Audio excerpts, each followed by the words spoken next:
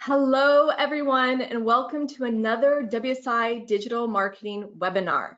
Now, before we kick off, I just want to do a quick sound check and visual check to make sure we're coming through loud and clear, and you can see our slides and webcam. So if you can just let us know by typing into the question panel, that would be great.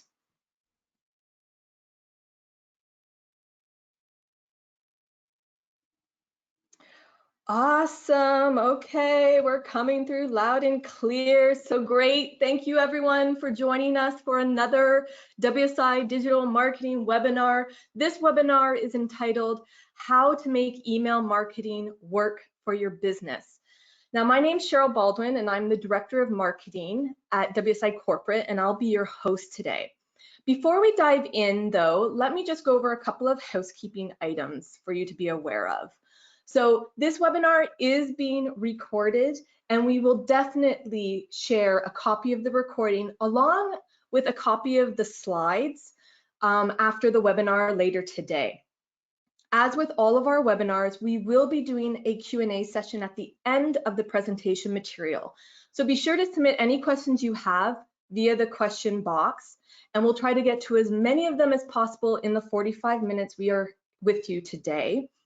Now, we have a lot of people attending from all over the world, and sometimes that can cause audio issues. So if you run into any issues like that, we always recommend maybe disconnecting and connecting back again, or consider joining the broadcast via the telephone option, as there is a number of telephone numbers, local telephone numbers available to you. Now, just some quick info on WSI. We've been around for over 25 years and have helped over 100,000 businesses with their digital marketing strategies, businesses across the world and across various industries. And whether you're a new business or maybe a more established business, we know that digital marketing can be complex. So our goal is to help you navigate that complexity. And one of the ways in which we do that is through webinars like these, where our aim is to educate and share best practices on a specific digital marketing topic. Now, as I mentioned, our topic today is specifically email marketing. Email marketing continues to be one of the simplest and most effective methods of marketing your business online. And when done right, it enables you to connect with your targeted audience in a more personalized way, increase sales at affordable cost, keep your brand top of mind, and deliver your business a strong return on investment. But there is also a lot that goes into having a successful email marketing strategy. And today's session is really geared around sharing best practices to help make your email marketing efforts go further for your business. Joining us today is our webinar presenter to share these easy and useful e-marketing tips, Cynthia Mordecai. She's one of our very own WSI digital marketing specialists. Now, Cynthia works alongside one of our top WSI consultancy offices managing the digital marketing campaigns for the businesses they work with. She has over 10 years of sales, marketing, and client relation experience. She actually recently received our Top Contributor Award for her contributions to the WSI network as well. She has extensive digital marketing knowledge across all aspects of digital and is really passionate about just educating and making sure businesses are aware of how they can get the most out of their online marketing strategies. So I know she's specifically excited about sharing her email marketing knowledge with you all today. So without further ado, Cynthia, I pass it over to you. Thank you so much, Cheryl, for that warm welcome, and thank you everyone for allowing me into your busy schedule. Such an honor. So we're going to be talking about, like Cheryl mentioned, the most impactful best practices. And there's definitely more than just 6, but again, for the essence of time, focusing on these 6. So on the agenda for today, we're going to talk about how to build a clean list, sending the right kind of content, improving deliverability and open rates, testing everything, automating drip campaigns, and then tracking and measuring. So before I jump into those topics, I really want to answer the question, is email marketing dead? This is probably the #1 question around email marketing. Just got it the other day from a colleague. It's definitely not dead. That's the short, quick answer. But to give you some details, it's actually increasing year over year, and it's becoming more relevant and personal. So as you can see here on this graph, these are the amount of emails that are happening per day, and they're in billions. So in 2021, this year, there's an estimated 319 billion emails going out per day, right? And then the next 3 years, there's a forecasted 4% increase year over year. And by 2024, we're seeing close to 361 billion emails being sent per day. Now that's a lot of emails, so you might be thinking, all right, does it work though? And it does. So you can see here on the upper left, 2021, like I said, 319 billion emails going out per day. And then email marketing really is super effective and it's powerful. So you can expect a high ROI. So for each dollar that you spend, the average return is $38. And then 61% of consumers would rather be contacted by brands through email. So it's the #1 communication preference. And then lastly, email is 40 times more effective when it comes to acquiring new customers than Facebook and Twitter. So yes, social media works, but when it comes to customer acquisition, email marketing is actually 40 times more effective, right? So now we're thinking, okay, email marketing works, it's not dead, but how do I stand out? There's so many emails happening out there. So by implementing these best practices, you should be standing out amongst that really cluttered inbox. So before we go into our topic, just want to take a quick poll. I'm curious to see where everyone is at in terms of their level with email marketing strategy. So if you could run that. Great, gonna launch it right now. Okay. So Perfect. everyone can see that up there. Yeah, so just curious to see, where everyone is at. Are you advanced? Are you, you have a detailed strategy, you have drip campaigns, you're doing A/B testing, you're at that advanced level. Are you developed where, you do have an outline strategy and you're tracking metrics, but maybe you're not doing email marketing automation or A/B testing? Are you average where you have an ad hoc strategy, just kind of like impromptu, may or may not be using a tool? Or are you just getting started, right? Or there's no strategy, but you're working on starting or at least building your list. Awesome. So I'm going to close the poll now, and I'm going to share those results. Okay, great. So let's see, 7% advanced, mostly average, and then some developed, which is great, 24%, and then 31%. All right, awesome. That gives me kind of just like a quick pulse to see where everyone's at. So hopefully we'll move some of you up to the next level, which is my hope. So jumping into our first best practice, so building a clean list. I really want to talk about why you shouldn't buy a list. So I see a lot of companies start to do this where they want to get started, but they don't have a list, and we can't send out emails if we don't have a list. So you're basically emailing people who don't know you. They haven't opted in to receive your emails, and most of those emails are actually very outdated and they're full of garbage emails. So I highly recommend not buying a list. So what's going to start to happen is you're going to see an increase in your bounce rates because, again, outdated emails. You're going to see an increase in unsubscribe rates. People don't know you. You haven't built any kind of trust or credibility, so they're going to unsubscribe. You're going to see an increase in spam rates, and that's a huge concern. We definitely don't want your domain to get blacklisted. So increase in spam rates. And then when we talk about open rates and click-through rates, those are going to go down, right? Again, no credibility, no trust has happened. You haven't nurtured this list. People will not open your emails. And even if they do, those clicks are likely not going to happen. I'm sure you've had this where someone emailed you and you opened it, but you were worried to click anything because maybe there was a virus or something. So people will not click through. So the main tip here, and you'll see these sprinkled throughout my slides here, email technology tracks all of this. So that's why it's so important to use a software, and I'll talk about that in a bit. But if you're using an email technology, and it's going to give you all this information. So we can't buy lists. How do we build them? So here's a few ways. Have a sign up checkbox on all of the forms on your website. So this is an example of one that we have on our website. People go to our contact us, they want to reach out to us because they want us to reach out to them about services they're interested in.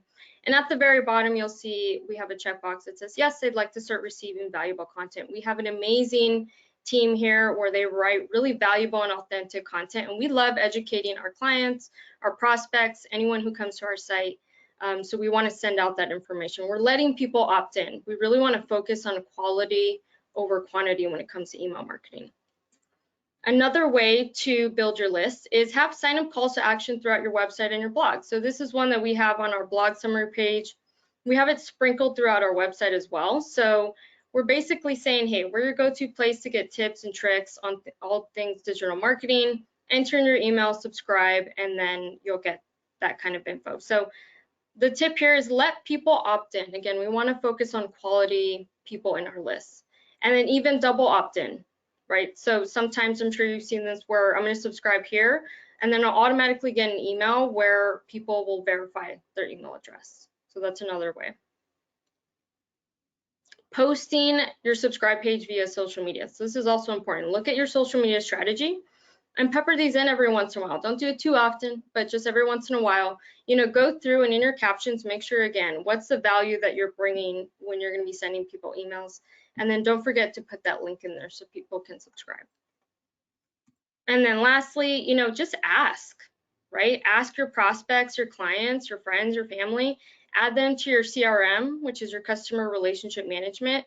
That's essentially your contact database, which should be one of the most valuable assets for your business. So add them to your CRM. And then the main tip here, follow those email protocols within your region. So I know wherever you are in the world, make sure you're following those opt-in protocols. So we talked about lists, now let's talk about content. What kind of content should we send? So these are just a few examples of some content you can send. Welcome, thank you for signing up, blog newsletters, company brand announcements, surveys. So if you're looking to find out your NPS, which is your Net Promoter Score, you're trying to build online reviews, that's another great way. I know we try and do this once or twice a year. And then for e-commerce, you're definitely going to have a higher frequency of emails, abandoned cart reminders, order confirmation, shipping confirmation, things like that. So a tip here is test various content types, and you can use multiple throughout your strategy, but see what works best for you and your audience, right? So once we start sending these out, how do we know if it's the right content?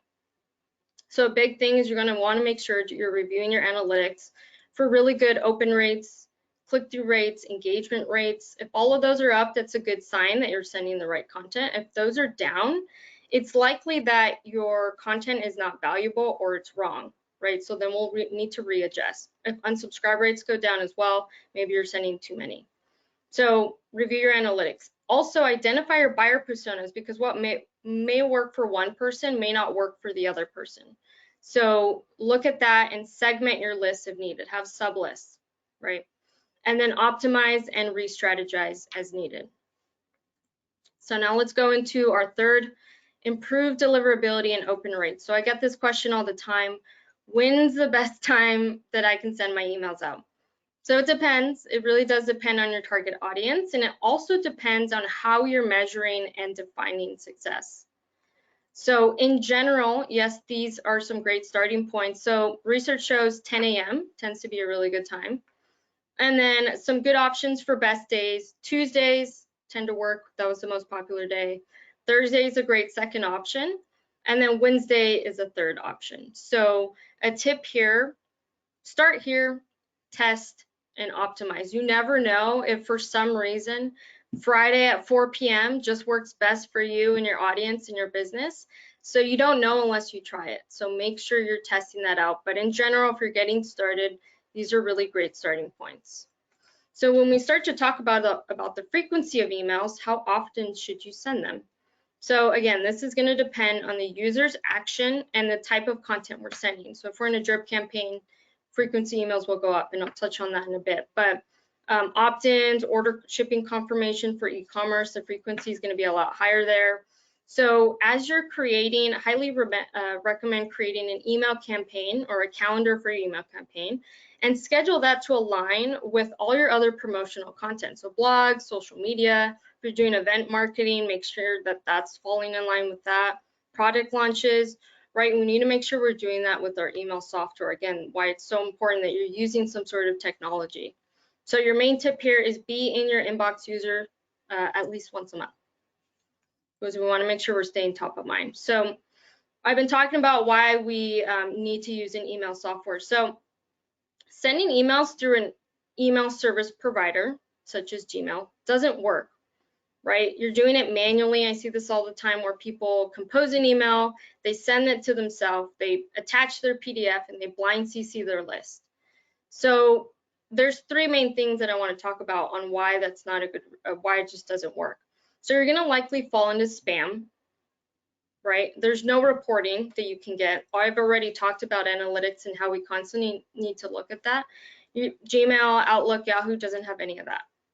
And then lastly, A/B testing. There's no features or functionalities to do that.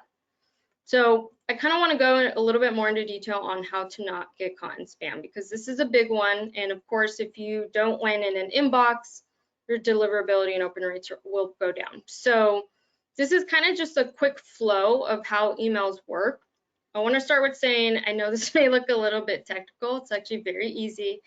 And to start off with your main tip here, if you're working with a WSI internet consultant, reach out to them and just ask them this question: is my domain verified? Right? Or whoever's managing your website, talk to them about this and they'll definitely be able to help you out. So to start here on the upper left, we are in our email marketing platform, right? We're in that atmosphere, we're creating a campaign. Let's send that email out. It then hits an email service provider and the servers. So for example, Gmail, Outlook. It quickly checks your DNS, which is your domain name system. And this happens all super fast. But it'll check your DNS, and within your DNS, there's some things that need to be verified. There's your SPF record and your DKIM records, and think of those as like your driver's license and your passport, right? Servers are making sure that you're safe and you're legit. So if you are, and then there's your DMARC policy as well. So if those records exist within your platform, high chance you're going to go into an inbox. If it doesn't, high chance you're going to go into spam. So again, work with your website manager and ask them, is my domain verified? And they can help you out with this. I can't stress how much it's critical to use an email marketing software. You can see here, this is within our platform. We use VBOut, but if you're using HubSpot, Constant Contact, softwares like that, you can go to your settings. This is under domain sender verification, and you can see all three items are checked off, so our domain is ready to send. So that will really increase open rates and deliverability. So as we're going about testing, you want to test everything, and testing is everything. So we need to make sure that we're doing that. Variables that you can test, at least within our platform, we have the ability to test subject lines, and I'll talk about best practices in a minute because I know it's a popular topic. Subject lines, we can test content and the design. We can test the from email, right? Sending from an actual name versus like team WSI or something like that. The from name, right? So making sure, again, well, for the from email, sorry, info at or team at versus an actual person's name. The from name is saying, you know, team WSI versus like Cynthia, right? So your tip here is test one variable at a time, because I'll talk about this in a minute. When you are testing things, whatever you're testing, that determines what to look for. So test one thing at a time. And best practices for subject lines, just because I know this is popular. So keep it short and sweet, right? Anywhere from 30 to 50 characters is enough. And remember that a lot of people are opening up their emails on their phone, so you don't want it to get cut off. So keep it short and sweet. Personalize it if you can. If you can add someone's name or company name, that'll really increase your open rates. Add an emoji or two, and make sure, you know, based on your business, if you're a professional agency, you might want to make sure you're using like the professional emojis.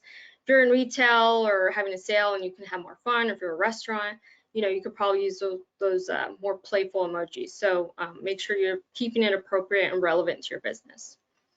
Make sure your subject lines also match your email content. Your subject line, think of that as like your value proposition, and whatever you're putting there needs to make sure that's matching what's in the content, because we never want to create a subject line that's just so catchy so we get someone to open it, but it has nothing to do with the content. That'll actually really hurt your credibility and your brand reputation, so don't do that. So just make sure that the value proposition in the subject line matches the email content.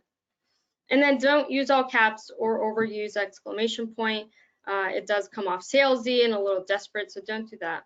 And then lastly, consistency. So there's times when, depending on the content type, consistency works. So if you send out like a weekly digest or a monthly digest, same day of the week, same time of the week or the month, that consistency, people will look forward to that and really anticipate that. So sometimes consistency works, but again, test here and see what works best for you.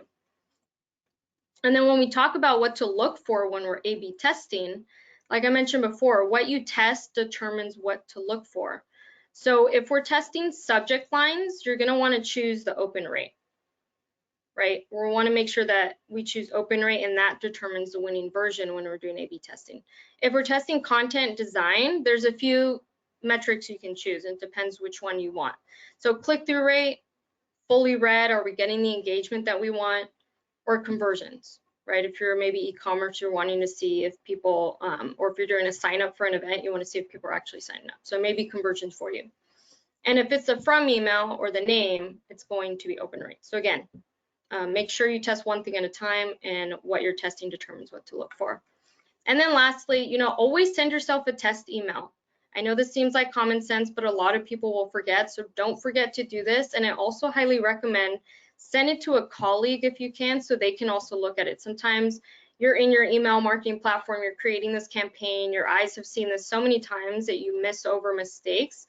So it's always a good recommendation to have a coworker look at it to get a fresh pair of eyes, right? Triple check for quality assurance, check links, check that everything works, typos, there's no typos or grammar.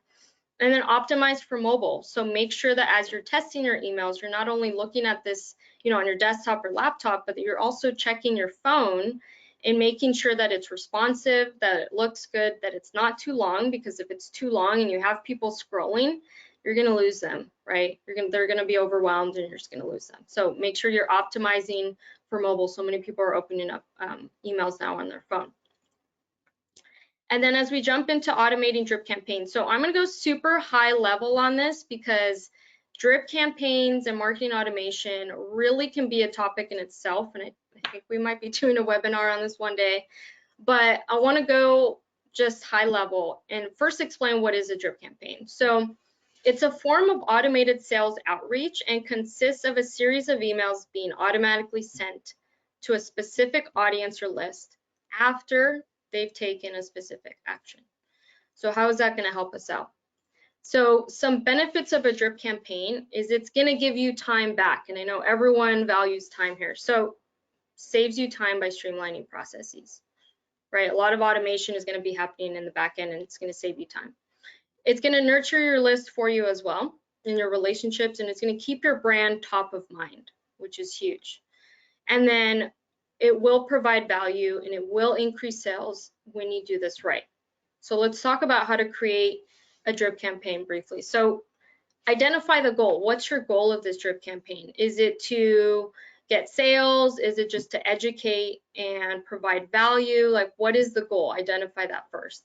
Then determine how someone even ends up in this campaign. Was it that initial, they signed up on that newsletter that was in my blog, and now I'm going to put them in a drip campaign? Determine how someone ends up in this campaign. Then decide how many touches your drip campaign will have.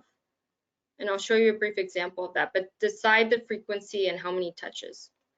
And then create the content and personalize it. If you can personalize it, that's really gonna increase your conversions and your engagement.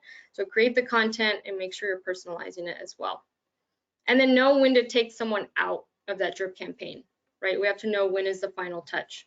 So as we're going through, this sales funnel, make sure within a drip campaign, you're essentially following that buyer persona through each stage. So we're going to start at the top. Simple example of a welcome email. Someone signed up for our newsletter.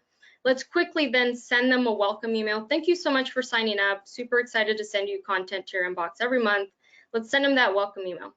Then a few days later, let's send them that content that we promised we would send them. So let's do that. And then a week later, so because they're clicking through and reading our blogs, they're taking specific actions. A week later, we're going to send them another email that maybe it's like, hey, we see that you're interested, download this free white paper, here's some more information. And then if they then download that white paper, they're obviously interested. Maybe there's something that we can help them out. Maybe we can help their business. So at the bottom then is potentially reaching out to them, setting up a meeting and trying to get a sale, right? They're clearly interested. They've taken specific actions. and they may need our help. So a tip here is test on yourself and make sure that all of those emails are firing off properly. You're going to spend a lot of time before creating these drip campaigns. We want to make sure that all the emails are set up and making sure that they fire off properly, all the links work, because all of this is going to happen in the back end. Emails will be firing off automatically. We need to make sure that the full workflow is set up properly. Right, so it's just a quick example. And then lastly, track and measure. So I've already talked about how important it is to make sure we're looking at analytics. So you can't improve what you don't measure, right? We need to make sure that we're setting tangible goals if we're looking to improve on anything.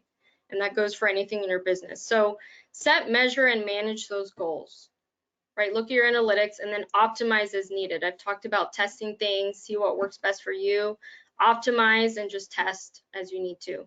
And then with email marketing, there's going to be a lot of retesting and a lot of reviewing. So make sure you're doing that as well.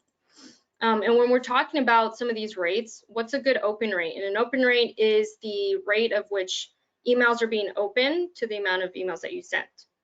So you can kind of see here some benchmarks, and there's a lot of different benchmarks out there. But this is open rate by industry. So on the lower end, electronics at 19%, and then real estate at the higher end of 26%. You know, look at your industry and see what that benchmark is. But a main tip here is use this as a benchmark, but then start to look at your own data and make that your baseline. So for example, I'm going to say that, you know, our agency is in the business industry. This is 20%. I know that our open rates are actually on average 35 to 45%. We have a very qualified list, and we've nurtured those lists. We make sure we clean them as well. So 20 is actually really low, so I wouldn't want to use this as a benchmark. But if you're getting started, this is a great starting point. But eventually make sure that you're looking at your data and adjusting your benchmark based on what's happening with you. And then when we talk about click-through rates, and the click-through rate is the ratio of the clicks that are happening based on those opens. Again, look at your industry. You can see here on the lower end, financial, just under 7%. And then manufacturing on the higher end of 9%. So again, just like open rates, make sure you're looking at your analytics and then adjusting that as needed, but this is a really great starting point. So with reporting, you'll see that you'll fully understand the value of your efforts. If you're not looking at this, you'll never know what's working and what's not. So different things that you can see here are URL clicks. You can see who's clicking on what. You can see email engagement, who's reading what, if they're reading all of it, if they're quickly reading it, if they're barely reading it, that's also a red flag if the content's not valuable, if your barely read is really high. You can see the amount of emails that are being sent, open rates, clicks, conversions if you have that set up, unsubscribe and bounce rates. So that's a great way to keep your list really clean. If you're getting bounces, make sure that you're auditing that every month and reviewing. Was it that we typed in the email wrong? Has that employee left? Is there a new point of contact that we should add? What's happening there? So you want to make sure you're cleaning your lists as well. So your top takeaway today, or top 5 takeaways, I should say, provide value. That should be the #1 thing that you're doing when you're emailing someone. Always ask yourself, you know, how can I better someone's day with this email? So provide value, that's your #1. Optimize subject lines, content, times, and everything else, right? We want to optimize as much as we can. Test and then retest. Triple check your work. We want to make sure we're sending out emails that everything looks good. And then finally, analyze your results and of course, optimize as needed. So I'm hoping that these are some great takeaways that you can implement into your current email marketing strategy to really leverage and maximize your current email marketing campaigns, or I know a lot of people here are just getting started, so hopefully this will help you get started on a really strong foot. So happy to answer any questions, and thank you again so much. Thanks so much, Cynthia, for sharing all these great tips and tactics. Now, before we get into Q&A, we're already getting some great comments and questions coming through. But before we get into that, I just want to remind people that we're here to help if you have any questions. We know that we covered a lot on email marketing right now. And yes, we will be sending the recording so you can revisit this as well as the slides. But if you need to talk more about your strategy, moving it up the levels based on the poll we had, or just talking about a specific thing, reach out to your WSI consultant that referred you to this webinar. They're here to help you and to, give you advice and take it to the next level. Or if you're not currently working with a WSI consultant, we'd be happy to put you in touch with one. Just reach out to us at contact@wsiworld.com. Okay, we're gonna get into some Q&A, and I'm just bringing it up here. So Tom actually has a good question, and we didn't really talk about opt-ins versus opt-outs, but that's his question, right? And we know, I mean, as email marketers, we know the best practice is you have to get people to opt in. You can't automatically opt people in and then ask them to opt out. So I wonder if you just wanted to shed light on that a little bit more. Yeah, well, I know that a best practice is you have to make sure that you have an unsubscribe link on all of your emails. So that's like you have to do that, right? So we have to make sure that we're constantly allowing people to opt out if they want to. And I know there's also the option to adjust the frequency. So I've seen this a lot where companies are, I know Netflix does a great job on this, and so does Robinhood, where you can actually choose a frequency if before you even opt out, you're saying, wait, before you go, is it just, are we sending you too many emails? Do you only want an email from us once a month versus once a week? But yeah, you need to make sure unsubscribe links are there, and then also allow someone to adjust the frequency of emails too. Yeah, and a lot of that is being dictated not by marketers, but by the protocols and legislations that are around email now, where people have to explicitly say, yes, I want to receive an email from you. And those vary based on where you're located. I know in Canada, we have something called Castle, where as being a Canadian company, not only do we have to abide by that, but if you're contacting anyone in Canada, that could be in your database, you also have to abide. But so you just got to pay attention to those. Question here actually around if you're running social ads, how would be a good way to maybe increase email list size through any advertising you're doing there? So social ads, I mean, I know that the example I had, that was just an organic post, but I mean, I guess you can do that as well. And if you're doing ads, have that same kind of messaging, and then add the call to action button for to allow people to subscribe. So you can definitely do that. Yeah, and making sure you're giving something worth, like sometimes it works like a good download or giveaway, something that is going to entice them to do that too, and building your opt-ins through that as well. This is an interesting question, and I don't know if you've dealt with it or not, but we have a question from Marty, who is talking more about, there's obviously a number of different ways to pull email lists together without buying them. And there's a lot of things where you can actually scrape emails from various things like a LinkedIn, right? And so you could get very targeted. Yeah. But how do you address that conversation with a client who may want to do that and then just dump those into an email system to email? I mean, yeah, sometimes people still want to move forward with buying a list. So you can, but if again, I think you have to look at what's the goal. If you're really trying to, I don't know, get engagement, you're probably not going to get a ton of engagement because people just don't know you. If you're just trying to push out content to get some brand awareness, maybe that'll help, and maybe purchasing a list. But I mean, I always think it's definitely not recommended to buy one, but if you decide to do one anyways, as you start sending emails out, start cleaning it out too. So let's say you run a first campaign with a bot list, you're probably going to have a ton of bounces. Make sure you're auditing and already cleaning your list out and tanking those emails that don't work, that are garbage in there. So at least you can try and clean it as you go. Yeah, and I'd like to add, like, depending on where you're located, again, the email protocols would prohibit you from doing that, because just because you're scraping a list, I mean, they haven't opted in and said, yes, I want to hear from you. So sometimes with LinkedIn, I find like maybe in-mails to get people to sign in are a good option too. So I'm not sure where you're located exactly and where this question is, but I will tell you, even though there's some stronger protocols with email marketing at different parts of the world, like GDPR in Europe, Castle in Canada, there's that Brazil has their own legislation. It's coming across. So the best practice, communicate with people that want to hear from you for sure. Yeah. I'm just going through some questions on actually, there was a question around what are the demographics of the people that would be viewing emails on mobile. And so I know you don't have those necessarily readily available because they're not part of your slides, but I will say I was doing some searching as this question came in, and general stats are like the majority, like 85% Oh of yeah. users are using their smartphones to view email. And that is even higher for what they call the millennial, which I think is 25 to 34, which is 90%. So it's a huge number of people that are using mobile to view. And I would just think of how you're using your phone.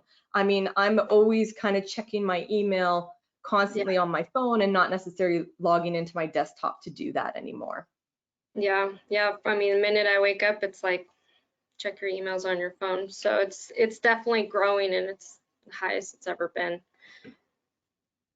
Any recommendations on, just watching the time. Oh, I just lost this. So they were talking about maybe you've got a list, but more around the concept of how do you keep that list clean and engaged. So say you've built a list and you've built it like where people have opted in, but Yeah. maybe it could become stale over a little bit of time. Do you have any tips on maintaining an engaged list and a clean list and best practices for that? Yeah, I know I kind of touched on like if you get bounces or unsubscribes and kind of cleaning it. So that's one way. But, switch up your content type too. Maybe people are just seeing the same kind of content. Maybe we need to incorporate different kinds. So I know I provided some examples on like the welcome, thank you, blog newsletter, company brand announcements, surveys, product launch. Like maybe it's just sending people some, depending on what your business is, like sending coupons or discounts or white papers and information. Maybe just switch up the kind of content you're sending. Maybe people are just, if you see engagement go down, you're just sending the same kind every month and people are getting tired. So test different things out and see what works. Awesome. Now I also know like technology, like there's so many things that go into email marketing, but having something to say is one of the biggest things, right? And how would you recommend people maybe think about things they could talk about, content they could create that would resonate with their audience? Yeah, you definitely don't want to send an email just because, right? We always want to make sure we're providing value to someone. And so as you're creating content, just ask yourself, like, how is this going to help that person that I'm sending it to? So look at all of the different services or solutions or products you provide, and like, how can we better that person's day or their business? So keep that in mind and just always make sure you're providing value, right? So. For sure. And that kind of speaks to Joel's comment here, where he's very much in the B2B sector. He markets to high-level technical people who have little patience for all the extra emails, right? And so when it comes to frequency and type of content, I mean, you were talking about you got to think about what's going to work for your audience and what cadence is going to work for them the best too. Yeah. How do you, what would be some of the metrics you would look at just to say, hey, maybe I am over emailing my database? So looking at if you see some unsubscribes, that's a huge red flag that you're sending way too many emails, because people are just like, I'm tired of seeing these emails, I'm gonna unsubscribe. So that's a big one. Unsubscribe rates, if you're saying, okay, I want to test out my frequency of emails, I want to up it. If you're doing once a month and you go to 2 and you're good, then maybe you're fine. If you then increase it to 3 or 4, it may be that people are now starting to get really inundated and they're hearing too much from you. So the unsubscribe rate, and then also if your open rates start to go down as well, people then are starting to just hit delete when they see your email. So that's another thing as well, is your open rates. Awesome. There's a good question here actually, asking about, and I know you guys do a lot with video, and she Zuby is asking, can you speak to video email, and maybe when that would be a good example of when you could include a video email to your database? Yeah, depending on the kind of video and depending on the kind of business, I mean, you can add those into your emails, and those are great. And you can actually either link them to YouTube, or what's even better, because the problem is if you link it to YouTube, well, that's great. You may lose someone in YouTube because now they're in that video atmosphere and they're looking at a bunch of other emails. You can link it, and this is where the email tech comes into play as well. If you have the ability to create specific landing pages or link it to a page on your website that has that video, that's even better. But video is, I mean, we're seeing great engagement and it's growing every day. So if you created a video where you wanted to make sure people saw it and then took an action, you could create a specific landing page where they click on that video, then go to the specific landing page. So, I mean, I think, again, depends on the kind of content, but if you can incorporate video into your emails, I think it's a great tactic. Great.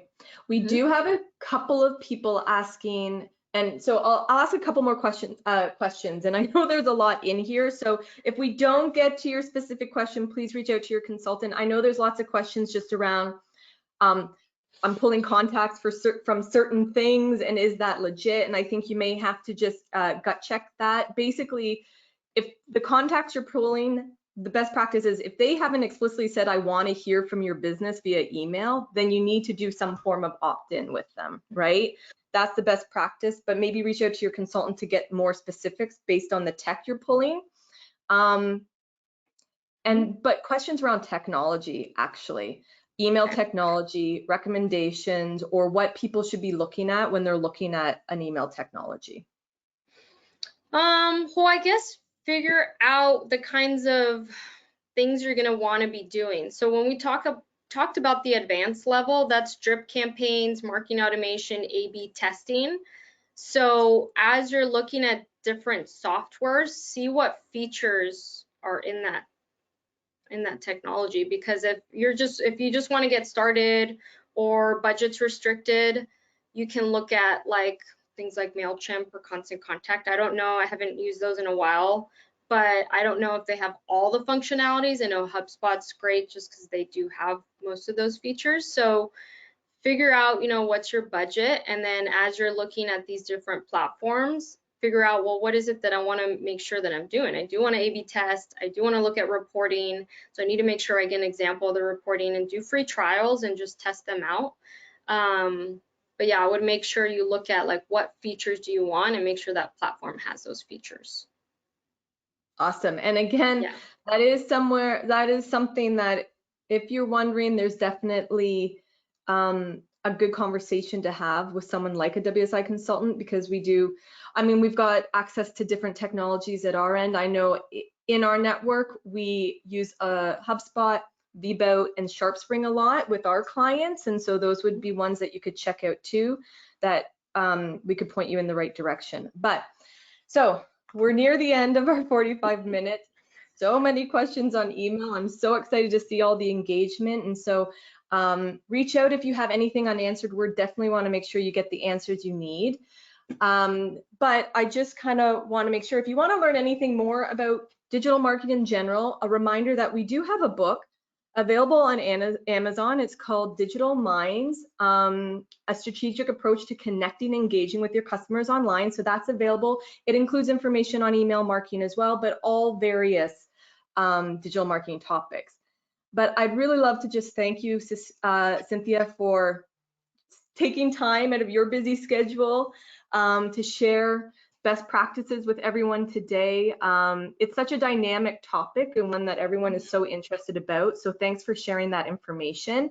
I want to thank everyone for joining us. You took time out of your schedule as well to be here, so we appreciate that. And we are going to have a survey that pops up after you leave. So we'd love to get your feedback on the session today, as well as any additional topics you'd like to learn more about. Also, we will be having another webinar next month, March 24th. This time, we're going to be talking more about how you attract more qualified leads using digital marketing. So if you're interested in that, stay tuned for invites via email and social as well via your WSI consultant. So thanks again. I hope everyone has a great day. And Cynthia, thank you so much. Yeah, thanks so much. It was an honor. I hope that this was helpful to everyone. So thank you. Bye, guys. Have a great day.